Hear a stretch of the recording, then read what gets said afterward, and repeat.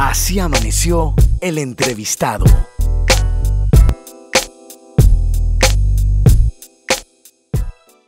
Desde Colombia está aquí John Marulanda, quien es licenciado en Filosofía e Historia de la Universidad Santo Tomás de Aquino, abogado de la Universidad de Gran Colombia, tiene diplomado en Psicología Política, es magíster en Estudios Políticos de la Universidad Pontificia Javeriana, diplomado en Negociación y Manejo de Crisis de Harvard, etcétera. Si continúo se me acaba el tiempo. Bienvenido, gracias por esperarnos en la línea. Yo ya decía que nos llamó mucho la atención a través de un reportaje de RCN que transmitimos acá, la forma en que usted analizó los actos violentos de los manifestantes en el Ecuador. ¿Qué encontró allí, señor Marulanda, y cuál es el origen de eso? Carlos, buenos días y muchas gracias por la invitación a su programa. Antes que nada, déjeme decirle que me duele mirar una muy linda como está en estos momentos. Llevo los últimos 17 años de mi vida profesional visitando el Ecuador en una base mensual, especialmente la región amazónica, y conozco muy bien el país, la ciudad y su gente, en más profundos sentimientos de pensar por todo lo que está pasando ahí. Pero mire, eso estaba de alguna manera previsto desde el año pasado. Acuérdese usted cuando luego justamente un video del señor Ricardo Patiño llamando la ofensiva, la resistencia combativa en contra del gobierno, y desde ahí se preveía que estaría un planeamiento en desarrollo, buscando una excusa para que hubiera una nueva ofensiva por parte de la izquierda, en el caso particular de Ecuador por parte del correísmo. Bueno, aquí tuvimos la excusa perfecta y tenemos los resultados. Y lo que nosotros vemos, analizando desde Colombia, son dos puntos. Primero, se está repitiendo un patrón que ya conocemos, diferentes partes del continente, en donde hay una intervención clara del gobierno venezolano, como sucedió en Honduras en el 2009, en el Paraguay en el 2012, como lo denunció el presidente Duque hace poco de la OEA, intervención de agentes venezolanos que están buscando crear enclaves históricos. Y lo segundo que llamó la atención es el empleo de técnicas y instrumentos que ya se están utilizando aquí en Colombia. La idea de que unos jóvenes lanzan un cohete es hipotética de otro video, lo pueden encontrar ustedes en las redes, en febrero o marzo, si no estoy mal, de este año. Y todos los estudiantes lanzan exactamente el mismo tipo de cohete sobre el de la policía en España. Bien. Muchas gracias, señor Marulanda. Vamos a tratar de retomar la conversación y la comunicación otra vez. Disculpe porque lo oímos con intermitencias. Le agradezco mucho por lo que hasta aquí nos ha explicado, que se ha escuchado, claro, pero con intermitencias. Vamos a procurar enseguida rehacer la llamada o retomar la comunicación, si es tan amable. Era John Marulanda, consultor de seguridad y defensa colombiano, explicándonos cuál es el origen y cuáles son las tácticas y de quiénes provienen que usaron muchos de los manifestantes y algunos de los terroristas. Eso es lo que ya hay en el Ecuador, terrorismo, para los actos violentos que se vieron durante el fin de semana. Hace un rato, gracias John Marulanda por esperarnos, son 7:22, retomamos la comunicación con usted. La primera parte de lo que nos describió estuvo claro a pesar de las interferencias. La segunda parte, este tipo de operativos, de armas caseras, de ataques terroristas que vimos en las manifestaciones, ¿qué tiempo de preparación demandan? ¿Quién entrena? ¿Y cómo se hacen, por ejemplo, escudos que vimos acá, producto de dividir en dos barriles de plástico grandes o de dividir en dos tanques de metal, también a los que se le ponía una agarradera atrás y parecían... Escudos. Eso, escudos, eran de los soldados romanos anteriores, ¿no? Adelante, John. Bueno, espero ahora que me estén escuchando mejor que antes. Mire, esas técnicas y esas tácticas que se utilizan en este tipo de disturbios son muy conocidas y muy aplicadas no solamente en Colombia, sino en Argentina también, ahora en Perú y ahora las estamos viendo en Ecuador. Son armas ofensivas y defensivas artesanales de mucho impacto psicológico, especialmente cuando son presentadas en los medios como armas letales. Es el caso, les comentaba, de los cohetes que estuvimos viendo que lanzaron en Ecuador, allá en Quito, durante esta refriega, y que los habíamos visto ya en el Cali en marzo de este año, exactamente el mismo lanzacohetes en contra de un helicóptero de la policía. Posteriormente, en las mingas indígenas del Cauca, se presentaron una serie de explosivos en contra de la fuerza pública, que también son de factura artesanal y que tienen el mismo patrón de construcción y de empleo. Esto es lo que estamos viendo para motivar, activar y promover la protesta social, especialmente en Colombia, en Ecuador y en Perú. Es una zona que está muy afectada por este tipo de actividades actualmente, y que, bueno, desde Venezuela y con la participación de Cuba, se ha venido desestabilizando poco a poco. Decía usted también, John Marulanda, estamos con John Marulanda 725, un experto en temas de seguridad, cuya visión recogió RCN en un reportaje que transmitimos en el Ecuador, que motiva a la vez que nos pedirle una ampliación sobre sus opiniones.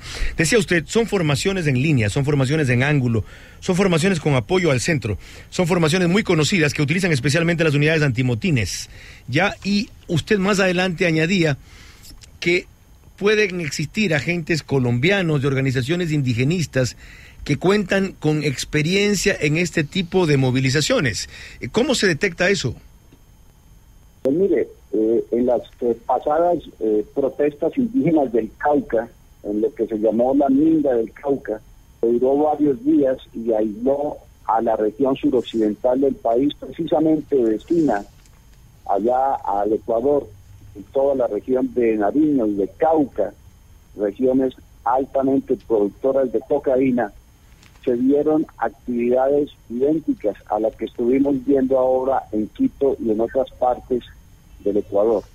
De modo que no es difícil colegir que hay por vecindad, por simpatía étnica y por orientación estratégica una coordinación, combinación o al menos comunicación entre las diferentes organizaciones indigenistas, está claro, de ambas partes del país, al lado y lado de la frontera. Está claro, de paso lo estamos escuchando. Tenemos, sí, de paso. En Colombia tenemos unas organizaciones que fueron aprobadas en los acuerdos de La Habana, que se llaman las Guardias Campesinas, las Guardias Indígenas y las Guardias Cimarronas. Estas guardias indígenas tienen un ejercicio de la seguridad de los territorios indígenas que dejan de un lado a la autoridad oficial del Estado. Ya. Estos indígenas en esta zona, no sé si en Ecuador es así, pero aquí tienen autonomía territorial, tienen autonomía jurídica, ellos pueden juzgar a su gente, tienen la economía del Estado y fuera de eso tienen las guardias que se constituyen en su elemento de seguridad. Tienen todos los elementos para ser constituidos como estados. Eso se está viviendo aquí en Colombia y yo estoy seguro que eso está interconectado con lo que en Ecuador. Así es, estamos hablando con John Marulanda, consultor de seguridad, cuando son las 7:27 de la mañana. Lo saluda María Clara Triviño del panel de Así Amaneció, señor Marulanda, y mi pregunta era con respecto a lo que usted ha dicho. Entonces, deberíamos entender que las personas que realizan estos actos de vandalismo y de violencia extrema, prácticamente de terrorismo que tenemos o que se ha visto aquí en nuestro país, no son tan infiltrados como se podría imaginar, sino que actúan, auspiciados y auspiciados también por los grupos y por los sectores, es decir, con la aceptación de ellos.